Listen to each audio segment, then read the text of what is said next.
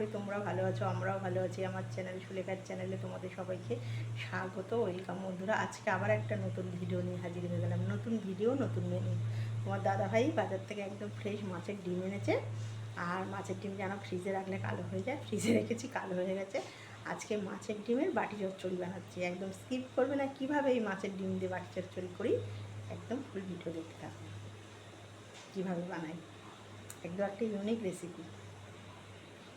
Good evening বন্ধুরা, তোমরা কেমন আছো? আশা করি তোমরা ভালো আছো, আমরাও ভালো আছি। আমার চ্যানেল সুলেখার চ্যানেলে তোমাদের সবাইকে স্বাগত, ওয়েলকাম বন্ধুরা।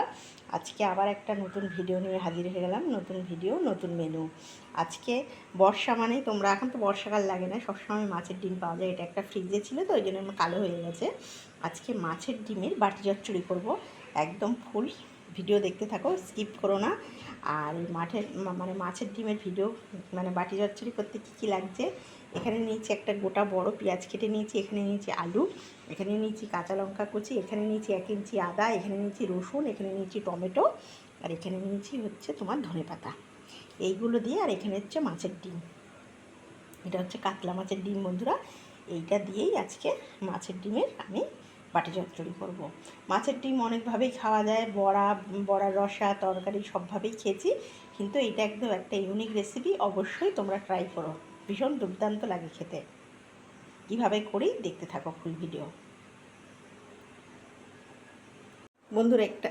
একটা থালা নিয়ে নিয়েছি, তার মধ্যে এবারে টমেটোটা নিয়ে নিলাম, ধনে পাতাটা নিয়ে নিলাম, এবারে পেঁয়াজটা নিয়ে নিলাম, এবার আলুটা নিয়ে নিলাম, তারপর এবার কাঁচা লঙ্কাটা নিয়ে নিলাম। এবারে দিয়ে দেবো আদাটা, ঘষে নিয়েছি, আদাটা দিয়ে দিলাম। এবার রসুনটাও ঘষে নিয়েছি, সেটাও দিয়ে দিলাম। এর মধ্যে সব এবারে এক এক করে দিয়ে দেবো। এবার দিয়ে দেবো হচ্ছে লবণ দিয়ে দেবো ওর মধ্যে। স্বাদ অনুযায়ী একবারেই লবণ দিয়ে দিলাম, বড় চামচের 1/2 চামচ। এটা মেখে করতে হবে বুঝলে বন্ধুরা। এবারে দিয়ে দিচ্ছি হচ্ছে বড় চামচের 1/2 চামচ জিরের গুঁড়ো দিয়ে দিলাম। তারপরে দিয়ে দিচ্ছি হচ্ছে একটু লঙ্কার গুঁড়ো দিয়ে দিচ্ছি, তোমরা যেরকম ঝাল খাবে সেরকম দেবে। এই অল্প করে লঙ্কার গুঁড়ো দিয়ে দিলাম। এবারে দিয়ে দেবো হচ্ছে হলুদ দিয়ে দেবো। এই যে হলুদ দিয়ে দিলাম অল্প করে। এবারে দেবো হচ্ছে লাস্টে একটু মিষ্টি, নাহলে টেস্ট লাগবে না। এবারে অল্প একটু চিনি দিয়ে দিচ্ছি, দিয়ে এটাকে আমি এবার সুন্দর করে বন্ধুরা মেখে নেব, ঠিক আছে। মাছের ডিমটা এবার তোমরা হয়তো বলবে আমাকে যে মাছের ডিম তো এইভাবে করলে আষ্টে গন্ধ লাগবে, কিন্তু তোমাদেরকে বলছি এইভাবে অবশ্যই করে খাবে, দুর্দান্ত লাগে। আমরা এইভাবে খাই, তাই এটা তোমাদের কাছে আজকে আমি শেয়ার করলাম যে মাছের ডিমের তো অনেকভাবেই খাওয়া যায়, এইভাবে তোমরা প্লিজ একটু ট্রাই করো। এই সুন্দর করে মাখা হয়ে গেল। এবারে এটা দিয়ে জানো তো মেখে নিলাম, এবার এটা দিয়ে জল বেরিয়ে যাবে। এবার আমি কড়াইটা বসিয়ে দেবো। এবারে কড়াইটা আমি বসিয়ে দিলাম, এবারে গ্যাসটা জ্বালিয়ে দিলাম। কড়াইটা গরম হোক, তারপরে তেল দেব, তারপরে প্রসেসটা তোমাদের আমি দেখাচ্ছি পরপর করে। কড়াই গরম হয়ে গেছে, কড়াইতে এবারে সর্ষে তেল দিয়ে দিচ্ছি। এটা কিন্তু সর্ষে তেল দিলে খেতে টেস্ট লাগবে। একটু দিয়ে দিই, কেন এটা এমনি সাদা তেলে টেস্ট হবে না বুঝলে বাটি চচ্চড়িটা ডিমের। এবারে গরম হোক কড়াই। বন্ধুরা তেল গরম হয়ে গেছে, এবারে আমি ফোড়নে কালো জিরা দিচ্ছি। যেহেতু বাটি চচ্চড়ি একটু কালো জিরা দিয়ে দিলাম, ছোটো চামচের 1 চামচ দিয়ে দিলাম কালো জিরা। এবার আমি দিয়ে দেবো মাছের ডিমটা। আর এটা আমি তোমাদের বলেছি, কেন বলেছি, এটা আমি মাছের ডিমটা তোমার ভেজে নিতে হবে। কেন ভেজে নিতে হবে, নাহলে আঁশটে গন্ধ করবে। দিয়ে এই যে মাছের ডিমে কিন্তু আমি কোনো লবণ হলুদ দিইনি বন্ধুরা।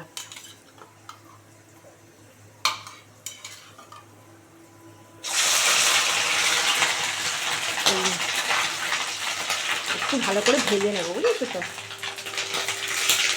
এটা ফ্রিজে ছিল বলে এরকম কালো হয়ে গেছে বুঝেছো। এই যে একটু ভালো করে ভেজে নেব, নিলে তোমাদের আঁশটে গন্ধটা লাগবে না। এরমভাবে অবশ্যই তোমরা ট্রাই করবে বন্ধুরা।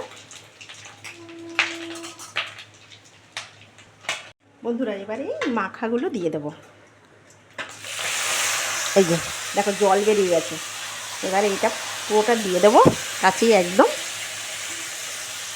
দিয়ে একটু নাড়াচাড়া করে ঢাকা দিয়ে দেবো। না, এখন আমি আর নাড়াচাড়া করবো না, এখন এবারে ঢাকা দিয়ে দেবো।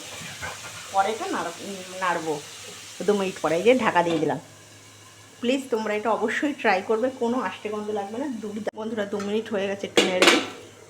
ঢাকনাটা খুলে একটু নেড়ে দিই।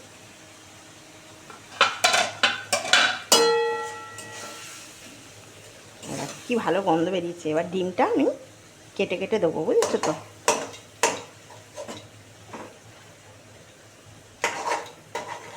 ছোটো ছোটো করে দেবো, নাহলে হবে না।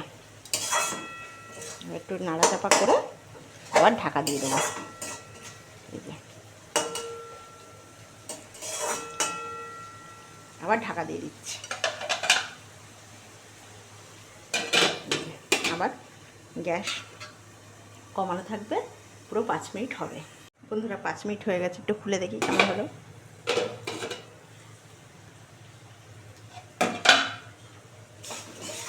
দারুণ গন্ধ বেরোচ্ছে, বুঝলে।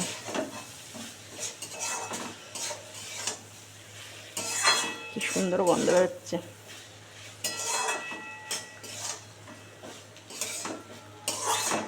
দেখি আলু সিদ্ধ হয়েছে না, একটু সিদ্ধ হবে। আবার ঢাকা দিয়ে দেবো, বুঝলে।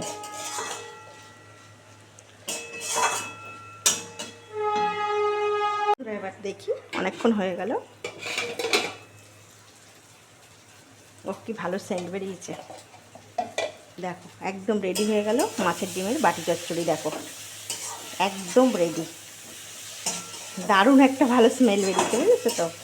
বেশি সময় লাগলো না, 20 মিনিটের মধ্যে একদম মাছের ডিমের বাটি চচ্চড়ি একদম রেডি হয়ে গেল। এবার এইটা তোমাদের কাছে সার্ভ করবো বন্ধুরা। একদম রেডি হয়ে গেল, দেখো। আর একটু পোড়া পোড়া করলেও খেতে ভালো লাগবে, বুঝেছো তো, খেতে টেস্ট হবে। এবার আমি এটা তোমাদের কাছে সার্ভ করে ফেলবো। একদম রেডি হয়ে গেল মাছের ডিমের বড়া, এই সরি মাছের ডিমের বাটি চচ্চড়ি, বড়া বলছি। একদম রেডি হয়ে গেল মাছের ডিমের বাটি চচ্চড়ি। দেখো কিরম অসাধারণ হয়েছে, খেতে খুব দুর্দান্ত লাগে। অবশ্যই তোমরা এইভাবে ট্রাই করবে। দেখো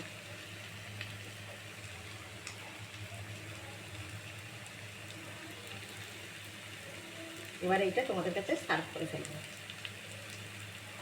বন্ধুরা একদম রেডি হয়ে গেল মাছের ডিমের বাটি চচ্চড়ি। এটা যদি তোমাদের ভালো লাগে প্লিজ একটা লাইক করে দিও, সাবস্ক্রাইব করে দিও, আর বন্ধুদের সঙ্গে শেয়ার করে দিও। আর এই মাছের ডিমের বাটি চচ্চড়ি তোমাদের কেমন লাগলো অবশ্যই আমাকে কমেন্ট করে জানাবে বন্ধুরা। আর খুব ভালো থাকবে, সাবধানে থাকবে। আর প্লিজ এইটা একবার এইভাবে ট্রাই করে দেখো, অসাধারণ লাগে। গরম ভাতে এই দিয়েই ভাত খেয়ে নেবে তোমরা। আর তোমাদের যদি মনে হয় আষ্টে গন্ধ, তাহলে মাছের ডিমটা তোমরা একটু লেবু দিয়ে ধুয়ে নিতে পারো, কোনো অসুবিধা নেই। খুব ভালো থেকো, সাবধানে থেকো। দেখো লুকটা দেখেছো কত অসাধারণ হয়েছে, খেতে তো দুর্দান্ত। বন্ধুরা একদম রেডি হয়ে গেল মাছের ডিমের বাটি চচ্চড়ি। এই বাটি চচ্চড়ি তোমাদের ভালো লাগলে প্লিজ একটা লাইক করে দিও, সাবস্ক্রাইব করে দিও, আর বন্ধুদের সাথে শেয়ার করে দিও। আর কেমন লাগলো অবশ্যই আমাকে কমেন্ট করে জানাবে বন্ধুরা। আর খুব ভালো থাকবে, খুব সাবধানে থাকবে। আবার ঝড় বৃষ্টি স্টার্ট হয়ে গেছে, ভালো থাকবে। আর যারা যারা কমেন্ট করছো তাদেরকে অসংখ্য ধন্যবাদ ও ভালোবাসা আমার পাশে থাকার জন্য। আর একটা অভিযোগ আছে, তোমরা আমার ভিডিও বেশি করে দেখছো না আর সাবস্ক্রাইবও করছো। বেশি বেশি করে সাবস্ক্রাইব করে লাইক করে দিও। খুব ভালো থেকো, নমস্কার। আর বেশি বেশি করে সুলেখার রান্নাঘর দেখো।